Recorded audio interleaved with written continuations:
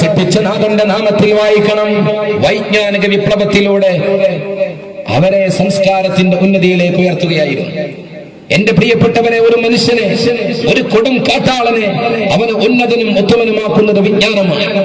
ഉറങ്ങിക്കിടക്കുന്ന മനുഷ്യനെ ഉണർത്തുന്നതും അവനെ ഉയർത്തുന്നതും അവന്റെ ചിന്തയെ വിടർത്തുന്നതും വികസിപ്പിക്കുന്നതും വിജ്ഞാനം.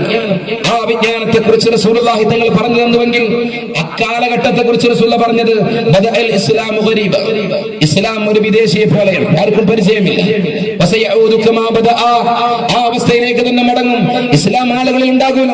അല്ലാഹുവിന്റെ റസൂൽ പറഞ്ഞു, എന്റെ ജനതയ്ക്ക് ഒരു കാലം വരും, ലാ യബ്ഖാ മിനൽ ഇസ്ലാമി ഇല്ലാ ഇസ്മു, അന്ന് പേരല്ലാതെ അവരുടെ ജീവിതത്തിൽ അവശേഷിക്കുകയില്ല. എന്താ പേര്? മുഹമ്മദാണ്, അഹമ്മദാണ്, അബൂബക്കറാണ്, ഉമറാണ്, ഉസ്മാനാണ്, അലിയാണ്, ആയിഷയാണ്, ഫാത്തിമയാണ്, ഖദീജയാണ്, മറിയമാണ്, ആസിയയാണ്. പക്ഷേ അവരിൽ ഇസ്ലാമിക സംസ്കാരം ഉണ്ടാകൂല, ഖുർആനിക സംസ്കാരം ഉണ്ടാകൂല, നന്മയുടെ വഴികൾ ഉണ്ടാകൂല. അങ്ങനെ ഒരു കാലം വരുമെന്ന് അല്ലാഹുവിന്റെ റസൂൽ പറഞ്ഞുവെങ്കിൽ ആ കാലം കടന്നു വന്നില്ലേ? അങ്ങനെ ഒരു കാലഘട്ടത്തിൽ പ്രവാചകൻ ആദ്യം അവരോട് പറഞ്ഞത് ഇഖ്റഅ ബിസ്മി റബ്ബിക്കൽ ലദീ ഖലഖ് എന്നാണെങ്കിൽ ആ പ്രവാചകന്റെ അനന്തരാവകാശികൾ എന്ന് അവിടുന്ന് പരിചയപ്പെടുത്തിയ അൽ ഉലമാ വറസത്തുൽ അംബിയാ,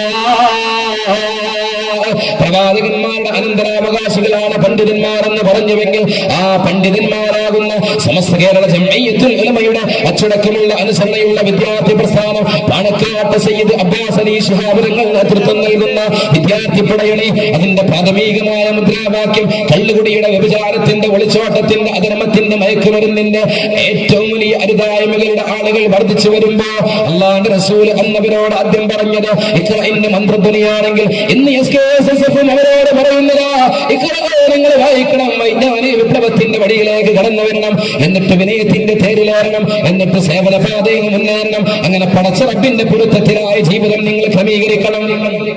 ഈ മതവിജ്ഞാനത്തിന്റെ കുറവ് ഇന്ന് സമൂഹത്തിൽ ഏറ്റവും വലിയ പ്രതിസന്ധിയാണ്. എന്റെ പ്രിയപ്പെട്ട രക്ഷിതാക്കളെ, ഗൗരവത്തോടെ ചിന്തിക്കണം. ഈ മക്കൾ നന്മ പഠിക്കാതെ പോയി നാളെ നരകത്തിൽ കിടന്നു മറിയേണ്ട അവസ്ഥ വന്നാൽ ഈ മക്കളെ വിളിച്ചു പറയും അത്ര, റബ്ബനാ അരിനല്ലദൈനി അളല്ലാനാ, റബ്ബനാ അരിനല്ലദൈനി അളല്ലാനാ മിനൽ ജിന്നി വൽ ഇൻസി നജ്അൽഹുമാ തഹത അഖ്ദാമിനാ ലിയകൂനാ മിനൽ അസ്ഫലീൻ. റബ്ബനാ, ഞങ്ങളുടെ തമ്പുരാനെ, അരിനല്ലദൈനി അളല്ലാനാ, ഞങ്ങളെ വഴി വിളപ്പിച്ച് രണ്ട് കൂട്ടരെ ഞങ്ങൾക്ക് കാണിച്ചു തരണമേ അല്ലാ. ഞങ്ങളെ വഴി വിളപ്പിച്ച മനുഷ്യവർഗത്തിൽ രണ്ട് വിഭാഗം, ഞങ്ങളുടെ ഉമ്മയാണ്, ഞങ്ങളുടെ ഉപ്പയാണ്. ഞങ്ങളുടെ ഉമ്മയായിരുന്നു ഞങ്ങളെ പ്രാഥമിക വിദ്യാലയം, അവിടെ വെച്ചുകൊണ്ട് സംസാരിക്കാൻ പ്രായമായപ്പോ ലാ ഇലാഹ ഇല്ലല്ലാഹ് ചൊല്ലി പഠിപ്പിച്ചു തന്നിട്ടില്ല. ഞങ്ങളുടെ നായകനായ പുണ്യനബിയെ കുറിച്ച് പരിചയപ്പെടുത്തിയിട്ടില്ല. അതുപോലെ തന്നെ നിസ്കാരത്തിന്റെ പ്രായമായപ്പോ 7 വയസ്സായപ്പോ നിസ്കാരം ഞങ്ങളെ ജീവിതത്തിന്റെ ഭാഗമാക്കാൻ മുന്നോട്ട് വന്നിട്ടില്ല. അപ്രകാരം തന്നെ 10 വയസ്സായിട്ടും നിസ്കരിക്കാതിരുന്നപ്പോ ഞങ്ങളെ ശിക്ഷിച്ചുകൊണ്ട് നന്മയുടെ മാർഗത്തിൽ ഞങ്ങളെ ക്രമീകൃത ജീവിതത്തിന്റെ ഉടമകളാക്കിയിട്ടില്ല. എന്റെ പ്രിയപ്പെട്ട ഉപ്പ പള്ളിയിലേക്ക് നടന്നു പോയിരുന്നു. ഞാൻ വഴിവക്കിൽ മയക്കുമരുന്ന് ഉപയോഗിച്ച് മദ്യത്തിനടിമയായിരിക്കുമ്പോ പൊന്നുമോനെ, നിസ്കാരത്തിന്റെ സമയമായി, പള്ളിയിലേക്കൊന്ന് വരൂ എന്ന് പറഞ്ഞ് എന്റെ കൈപിടിച്ച് പള്ളിയിലേക്ക് കൊണ്ടുപോയിട്ടില്ല. പൊന്നുമോള് പറയുന്നു, എന്റെ പ്രിയപ്പെട്ട ഉമ്മ നിസ്കാരക്കുപ്പായം അണിഞ്ഞ് ഒതുവെടുത്തിട്ട് നിസ്കാര റൂമിൽ കടന്നു ചെന്ന നിസ്കാരത്തിന് വേണ്ടി ഒരുങ്ങുമ്പോഴും ഞാൻ TV കണ്ടുകൊണ്ടിരിക്കുമ്പോ, സീരിയൽ കണ്ടുകൊണ്ടിരിക്കുമ്പോ, പൊന്നുമോളെ നിസ്കാരത്തിന്റെ സമയമായി, പൊന്നുമോളെ നിസ്കരിക്കാൻ കടന്നു വരൂ എന്നെ ഉമ്മ പറഞ്ഞിട്ടില്ല. നിസ്കാരത്തിന്റെ ഷർത്തുകൾ പഠിപ്പിച്ചു തന്നിട്ടില്ല, നിസ്കാരത്തിന്റെ ഫർളുകൾ പഠിപ്പിച്ചു തന്നിട്ടില്ല. മദ്രസയിലേക്ക് ഒരു ആചാരത്തിന് വേണ്ടി പറഞ്ഞയച്ചു, അവിടെ എന്ത് പഠിക്കുന്നു എന്ന് ചോദിച്ചിട്ടില്ല.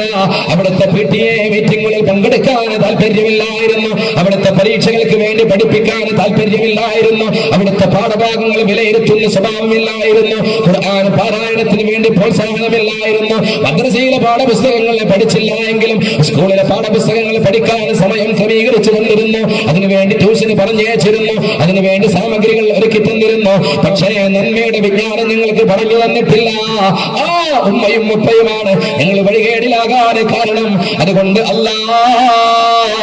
ഈ നരകത്തിൽ എത്തിപ്പെടാനും കാരണം ഞങ്ങളെ ഉമ്മയും ഉപ്പയുമാണ്.